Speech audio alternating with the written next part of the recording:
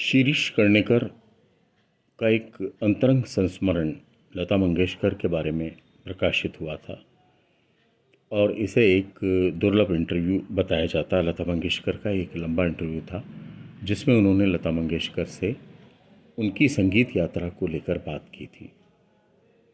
शिरीष कर्णिकर कहते हैं, कॉलेज के दिनों में मेरा एक दोस्त था भालू। वह थोड़ी बहुत ज्योतिष विद्या जानता था। रात को पढ़ाई के नाम पर टार्च की रोशनी में हर हस्तरेखाएं देखना उसे बेहद पसंद था। वह कहा करता था कि पढ़ाई में समय गंवाने के पहले इस बात से आश्वस्त हो लेना चाहिए कि इस पढ़ाई से कुछ फ़ायदा भी होगा। एक बार ऐसे ही मेरा हाथ पकड़कर उसने कहा, मैं सीधी सपाट भाषा में असलियत बताता हूँ ताकि तुम्हारी बात समझ में आ जाए, ताकि मेरी बात तुम्हारी समझ में आ जाए। एक के अलावा तुम्हारे सभी ग्रह गलत जगह फंसे हुए हैं, लेकिन वह एक ग्रह बाकी सभी को भारी पड़ेगा। उसी के बल पर अभी तक तुम बचे हो, वरना तुम कभी के ठिकाने लग गए होते। कष्टप्रद तापदायी घटनाएं जिंदगी में घट जाए तो मुझे आश्चर्य नहीं होता। इतने सारे ग्रह जब मेरे विरोध में खम ठोक कर खड़े हों तो इससे अलग और क्या हो सकता है। लेकिन गलती से एक आध बार कुछ अच्छा भी सामने आता है तो मुझे हठात भालू और उस पर अजीबोगरीब ग्रह की बराबर याद आती है। वरना लता मंगेशकर नामक करिश्मे से परिचय होने और परिचय आत्मीयता की सीमा तक आगे बढ़ने की भी कोई सूरत हो सकती थी। शायद लता मंगेशकर की कुंडली का कोई ग्रह बदमिजाज हो। संगीत की दुनिया में न मेरा कोई योगदान था न कोई पैठ। फिर यह कैसे संभव हुआ? अपनी खुली आंखों से एक बार लता को देखने में जिंदगी की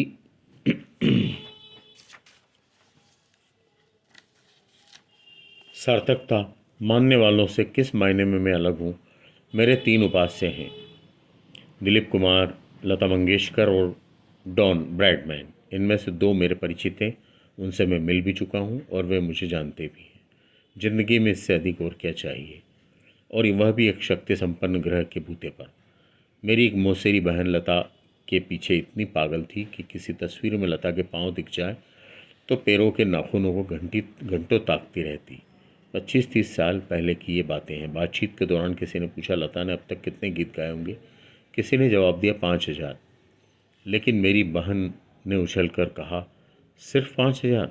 इतने इतने तो मैं मुंह जवानी गिना दूंगी। उसे चुनौती देने के लायक स्थिति में तो मैं नहीं था, लेकिन उसी के आदेश पर लता के घर का पता ढूंढते हुए मैं साइकिल के पैडल घंटों मारता रहा था। आखिरकार पैडल रोड पर प्रभु कुंज के सामने मेरी साइकिल रुकी। पहली मंजिल पर दरवाजे पर लता का नाम पट्ट पढ़कर मैदान मार लेने की उमंग हम में यूं ही थी और वहाँ से लौट आए।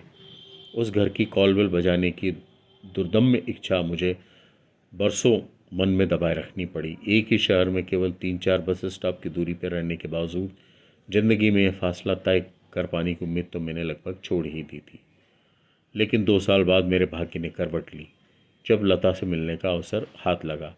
राइटर नामक एक समाचार एजेंसी का एक विदेशी प्रतिनिधि लता से साक्षात्कार करने यहाँ आया था। उसका पथ प्रदर्शक बनकर पहली बार लता के घर की दहलीज लांघने का अवसर मुझे मिला। मैंने उससे जमकर बातचीत की, उससे भी अधिक उसे सुना। प्रत्यक्ष लता से मिलने की खुशी के हिंडोले से नीचे धरती पर उतर आने में मुझे काफ़ी समय लगा। उसके बाद यथार्थ के धरातल पर नज़दीकियाँ बढ़ने लगी और आज वह आत्मीयता पारंपरिक अंतरंगता में बदल गई है। एक बार मैंने लता से कहा, टेलीफोन पर तुम्हारे साथ बात करने में घबराता हूँ। मेरे दिल की धड़कनें बढ़ जाती और हाथ पैर कांपने लगते हैं।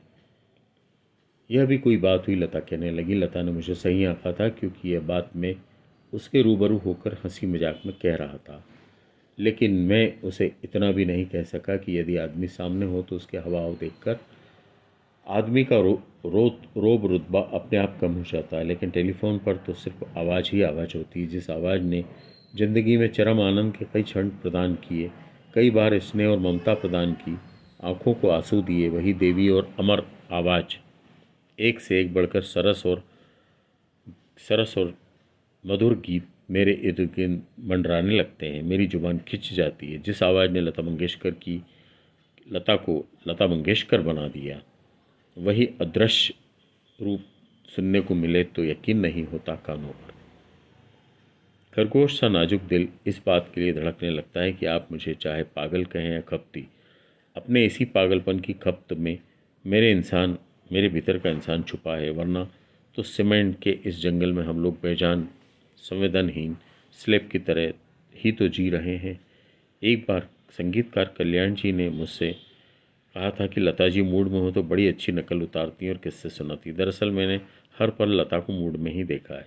वैसे तो लता इन डिफरेंट मूड रिकॉर्ड सुनने लायक आना जाना तो मेरा होता नहीं, लेकिन पता नहीं क्यों बार बार मुझे लगता है कि लता से मिलकर जिंदगी के लिए उष्मा प्राप्त करूं। पर हर बार मैंने संयम से काम लिया और इस संयम ने मुझे बहुत कुछ दिया भी। राम रतन धन पायो भजन के एलपी रिकॉर्ड की अभूतपूर्व बिक्री हुई थी, तो इस उपलक्ष्य में म्यूजिक इंडिया ने उन्हें सोने की तश्तरी प्रदान करने का कार्यक्रम आयोजित किया। एक लंबे अरसे बाद इस कार्यक्रम में लता जी से मुलाकात हुई। आप किस जहाँ में रहते हैं, लगता है आप लोग मुझसे नाराज़ हैं, लता ने पहल की। मैं तो निठल्ला आदमी हूँ, तुम कहो मैं हर रोज़ आ जाया करूँगा, लेकिन मुझे देखते ही आफत आने का अंदेशा तुम्हें होता हो तो यदाकदा मिलकर एक दूसरे की खुशहाली पूछना ही बेहतर होगा, मैंने साफ साफ कहा। फिलहाल मैं स्टेडियम पर होने वाले आगामी कार्यक्रम की रिहर्सल के लिए फिल्म के सेंटर जाती हूँ, तुम जरूर आओ, लता ने कहा। आऊँगा, पिछली बार भी राम रतन की रिकॉर्डिंग के वक्त आने का वादा करके तुम नहीं आए। मुझे अच्छी तरह से याद है, मुझे काटो तो खून नहीं, देखो तुम्हारी इस कदर तेज याददाश्त हमें ले डूबेगी, मैंने जैसे तैसे कहा। लता खिलखिलाकर हंस पड़ी। लोकप्रियता के उच्चतम शिखर पर पहुंचने के बावजूद इतनी उन्मुक्त और निश्चल हंसी, क्या तो हमारी ज़िंदगी और क्या हमारी ज़िंदगी के संघर्ष की क्षण और क्या सफलता। लेकिन लता मंगेशकर को खिलखिलाते हुए देखकर ऐसा लगता है कि यार जमाना हुआ मुस्कुराए हुए। हम हंसते भी हैं तो सहम कर कड़वाहट को न ठेलने की सीमा तक। किस्सा बयान करने के उसके अंदाज का पता मुझे कल्याण जी के संबंध में किस्सा सुनने के दौरान ही चला। लता सुनाने लगी, एक युवा गायक मुझसे सिफारिश करवाने आया। संगीतकार से मौका पाने के लिए मेरी सिफारिश का आग्रह वो करने लगा। मैंने ऐसा करने से साफ मना कर दिया। तथापि मैंने उससे इतना भर कहा कि मैं उसकी आवाज़ का टेप संगीतकार के पास अवश्य भेज दूंगी। उन्हें यदि आवाज़ पसंद आई तो वे ज़रूर मौका देंगे, लेकिन मैं उन्हें किसी तरह से मजबूर नहीं करूंगी। उनकी आवाज़ ठीक ठाक थी। मैंने टेप कल्याण जी के पास भिजवा दिया। कुछ समय बाद युवक फिर आया और कहने लगा, आवाज़ तो उन्हें पसंद है, लेकिन चूंकि मनहर बुरा मान जाएंगे वे मौका नहीं दे सकते। यदि मनहर की रजामंदी और नाराज़गी के इतना ही ध्यान रखा जाता है तो मेरे नाम से क्या कुछ नहीं किया जाता होगा। औसत आवाज़ वाले कई गायक गायिकाएं संगीतकारों के घरों की खाप छानते हैं। उनसे पिंड छुड़ा लेने का नायाब तरीका उन्हें अपनाना पड़ता है। कह दो कि तुम्हें हम मौका जरूर देते, लेकिन क्या करें, लता जी नाराज़ हो जाएंगी और छुटकारा पा लो। संगीतकार तो खुश है, लेकिन लता नवागतों को पनपने नहीं देती। यही धारणा वे बना लेते हैं, यही है लता मंगेशकर मोनोपॉली। एक संगीतकार लता मंगेशकर का विकल्प तैयार करना चाहते थे। वे छोटी सी बच्ची को उन्होंने तरजीह दी। उससे गंवाने पर खूब मेहनत की। लता को इस पर कोई आपत्ति नहीं होनी थी, होनी भी नहीं चाहिए थी। यदि अपना सिक्का खरा हो तो डर किस बात का। लेकिन वह संगीतकार एक अजीब तरीके से पेश आता था। लता जब गाना रिकॉर्ड करने के लिए आती तो वह लड़की का टेपांकित गाना सुनाकर उससे पूछता, कैसा लगा? अच्छा लगा, लता कहती। लता के गाने के दौरान वह स्टूल लेकर उसके सामने बैठी रहती। लता का शब्दोच्चारण का अंदाज, पॉज लेने की पद्धति आदि फाइनर पॉइंट का अध्ययन कराने के इरादे से संगीतकार उसे मौका देता था। उस लड़की की अध्ययनशीलता पर लता को कोई एतराज नहीं था, लेकिन लता के गाने के दौरान वह घूर घूर कर उनका चेहरा देखने लगती थी। लता को यह बात अखरती थी। उनका ध्यान संगीत के गाने से बढ़ जाता था। इस संगीतकार ने अपनी इस नई खोज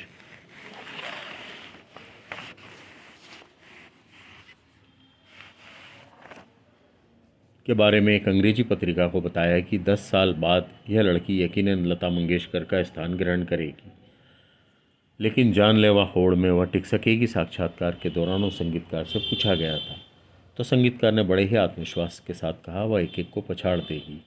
कहने को तो बहुत कुछ कह गया, लेकिन पत्रिका में जब साक्षात्कार छपा तो स्वयं उसे संगीतकार को ही उक्त कथन में एक चुनौती नजर आई। खुली चुनौती। उसने तुरंत लता मंगेशकर का नंबर घुमाया। आपने पत्रिका में पढ़ा ही होगा, लेकिन यकीन मानिए मेरा कोई ऐसा इरादा नहीं है।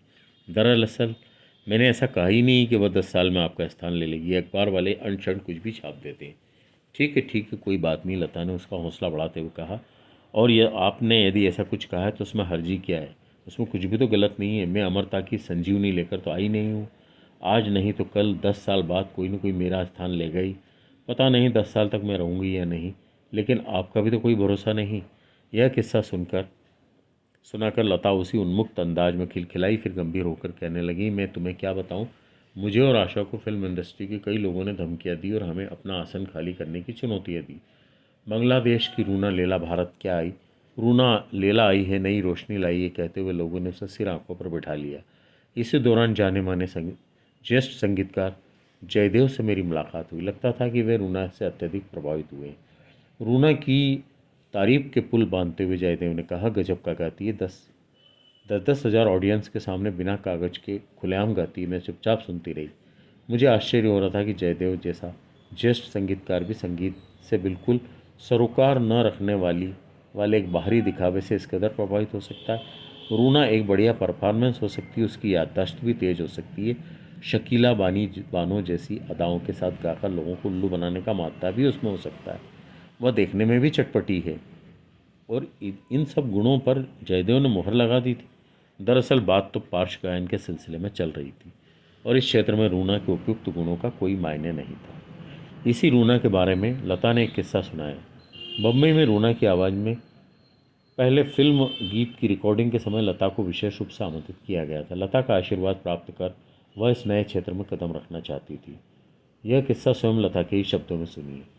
दरअसल उस दिन मैं बुखार से तप रही थी, लेकिन उस दिन मेरे वहाँ न जाने कितने अर्थ लगाए जाते। लता जलती है, किसी नई होनहार गायिका को पनपने नहीं देती, बड़ी संकुचित मनोवृत्ति की आदि इसीलिए डॉक्टर की सलाह न मानते हुए एक शॉल ओढ़कर चली गई। वहाँ काफ़ी भीड़ जमा हुई थी, वातावरण तनावपूर्ण था, मानो रूना और मैं हाथापाई करने जा रहे थे। रूना ने मेरे पैर छूकर प्रणाम किया। लड़की बोलचाल में तो ठीक ठाक लगती थी, लेकिन किसी ने उसे पट्टी पढ़ा दी, तुम संगीत की दुनिया की आफताब हो।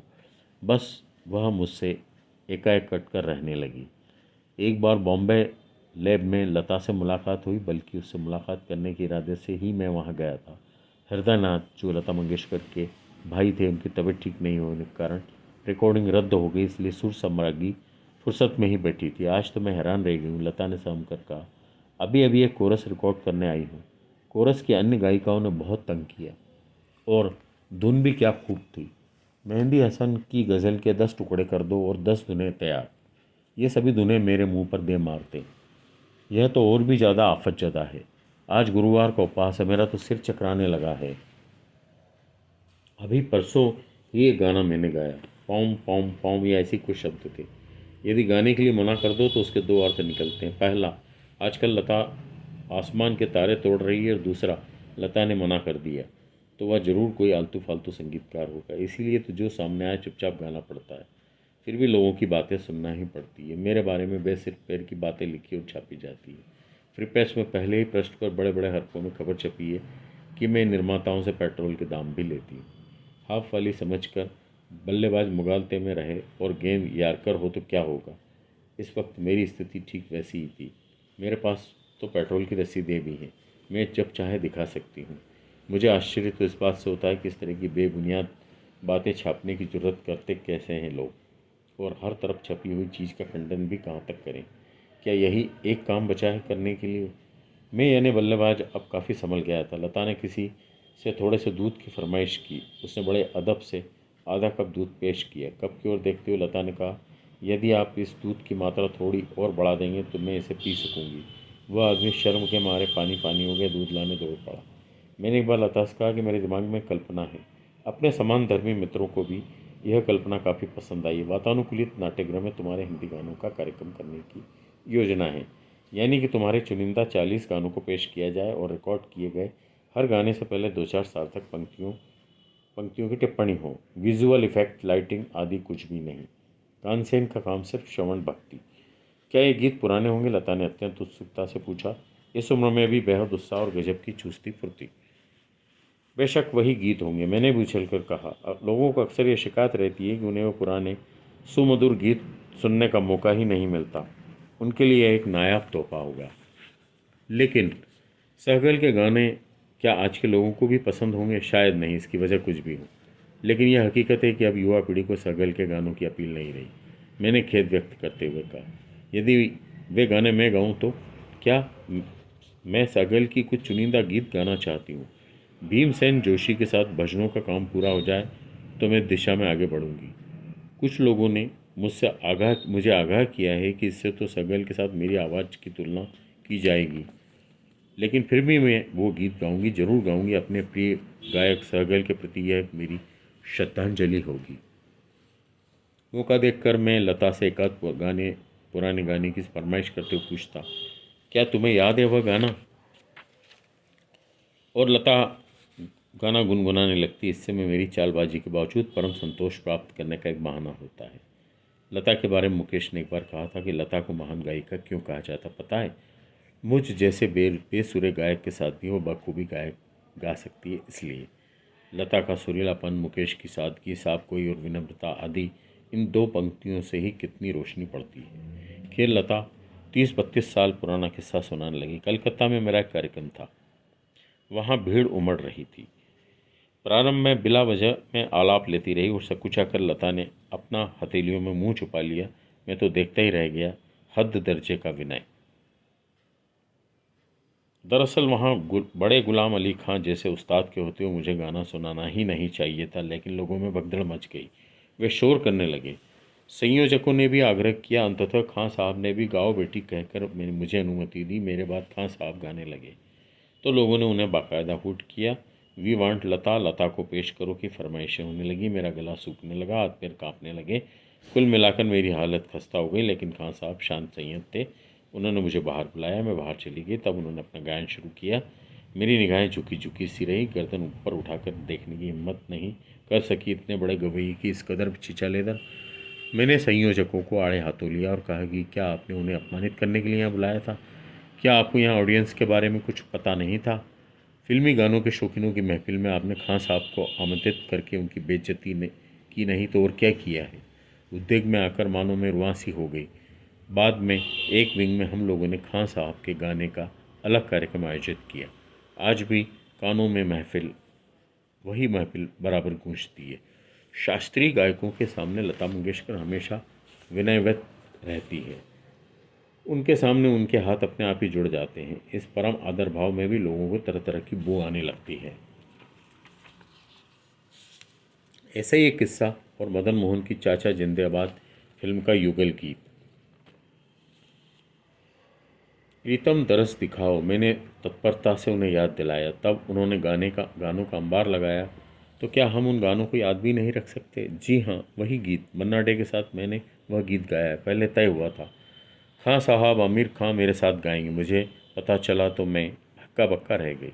खां साहब के साथ गाने में मैंने अपनी असमर्थता व्यक्त की, इसलिए उनकी जगह मन्ना डे को बुलाया गया। कुछ मनहूस लोगों ने आमिर खां साहब से मेरी चुगली करते हुए कहा, लता जी ने आपके साथ गाने से इनकार कर दिया, बताइए। एक बार मैंने नौशाद अली के लिखित बयान की ओर लता का ध्यान आकर्षित किया, जिसमें उन्होंने दावा किया था कि पाकीजा के लता की आवाज़ के 2 गानों को गुलाम मोहम्मद ने नहीं बल्कि खुद उन्होंने स्वरबद्ध किया है।